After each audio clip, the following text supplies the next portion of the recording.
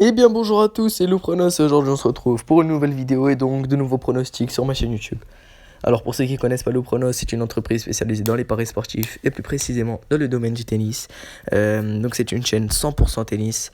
Donc je viens de rentrer en France. J'étais en déplacement pendant 3 semaines, donc il n'y a pas eu beaucoup de pronostics. Le dernier pronostic donné était il y a une semaine. Et, euh, et du coup, pour ceux qui connaissent pas la chaîne, on lâche des pronostics, on essaye tous les jours. Donc là, il y a Wimbledon qui va commencer. On a eu un très très bon bilan lors de Roland Garros. Vous avez qu'à regarder toutes mes vidéos. On a eu juste une défaite en beaucoup de vidéos. 20 pronostics, je crois, donc une défaite. Donc voilà, on a un bilan très positif. J'espère que vous êtes encore là. Parce que ça fait une semaine que j'ai donné zéro nouvelle. Donc voilà, je suis de retour. Les analyses sont là. J'ai repéré quelques pronostics. Bon, juste pour que vous connaissiez mon moyen d'analyser, en fait, j'aime pas trop donner des pronostics lors des premiers tours des tournois, même en Grand Chelem, parce que vous avez pu voir qu'il y a eu beaucoup de douilles hier. Lundi, il y a vraiment beaucoup de douilles. Il y a par exemple Corey Gauff qui gagne chez les femmes, Humbert qui bat mon fils. Bon voilà, beaucoup de douilles. Dimitrov qui perd sur Moutet. Donc voilà, j'aime pas donner les pronostics lors des premiers tours. Mais là, je me suis dit que j'étais obligé de vous donner un petit pronostic, sachant que c'était normalement safe. Donc voilà, alors le premier match sera le match opposant Shapovalov à Berankis. Donc Shapovalov. Donc Berankis il est 77e mondial, Shapovalov 27e mondial. Donc en 6 participations, Berankis il a réussi que 2 fois à passer le premier tour à Wimbledon, donc c'était en 2010 et en 2015, tandis que Shapovalov il a réussi qu'une fois l'année dernière, en 2 participations. Euh, donc Shapovalov, bon, il joue sur sa meilleure surface là sur gazon. Il a vraiment pas bien joué sur terre battue. On sait qu'il a vraiment du mal sur cette surface. Donc il s'est vraiment pas très bien préparé. Et là, aux deux derniers tournois, il s'est fait éliminer par Struff et Del Potro sur gazon. Donc voilà, deux très bons joueurs. Euh, Berankis, lui, il a joué aucun match sur cette surface. Donc comme on peut le voir, sur gazon, il a joué aucun match cette année. Donc voilà, je connais Berankis, il déteste cette surface, hein, mais vraiment déteste. Il joue vraiment pas bien sur gazon, il prend zéro plaisir, et voilà, il a un bilan très négatif sur cette surface. Donc voilà, franchement, pour ce match, Shapovalov, il est favori, parce qu'il joue sur sa surface, il joue un adversaire qui joue pas bien sur cette surface, sur gazon, qui n'aime pas cette surface, qui s'est même pas préparé avant. Même si Shapovalov il a eu du mal sur terre battue, c'est normal. Je pense pas que ça va lui baisser son moral, vu qu'il sait très bien qu'il a du mal à jouer sur cette surface.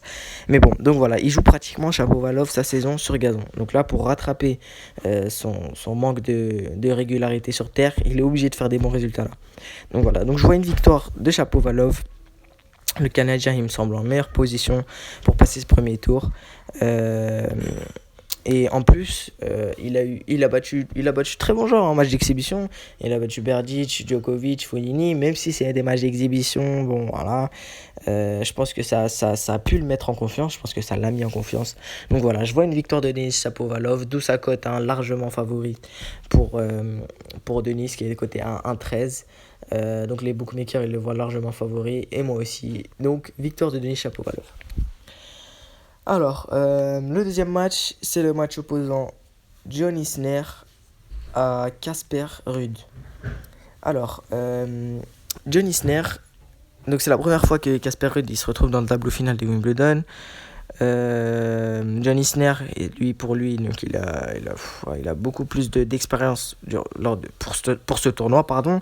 Il a déjà joué 10 fois. Il n'a été éliminé que 2 fois au premier tour. C'était en 2008 et en 2012.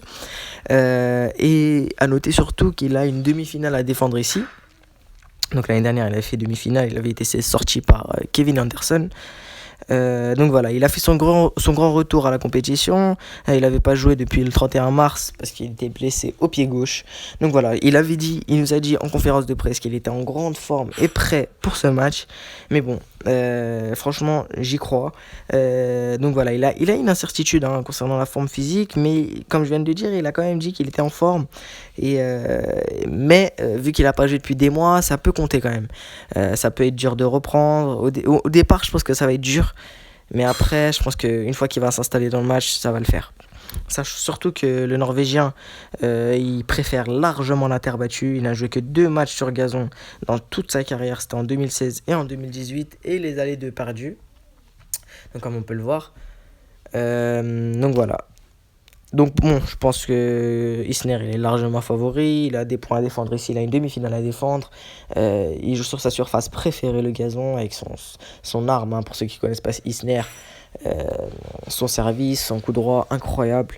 Il affronte un joueur qui n'aime pas cette surface, qui ne prend pas de plaisir sur cette surface, qui ne s'est même pas préparé sur cette surface, qui n'a joué que 2 matchs sur cette surface, sur les gazons, depuis 2016.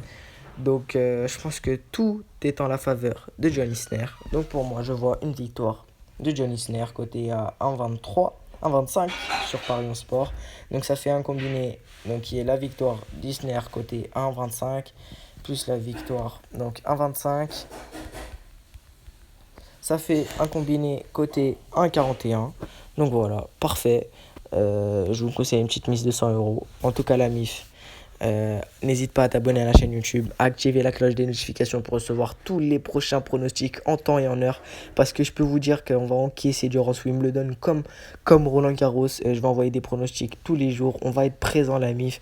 Donc voilà, n'hésite pas à commenter si la vidéo t'a plu. Si jamais t'es pas d'accord avec moi ou que tu as un pronostic à donner qui est safe pour tous les membres de la chaîne.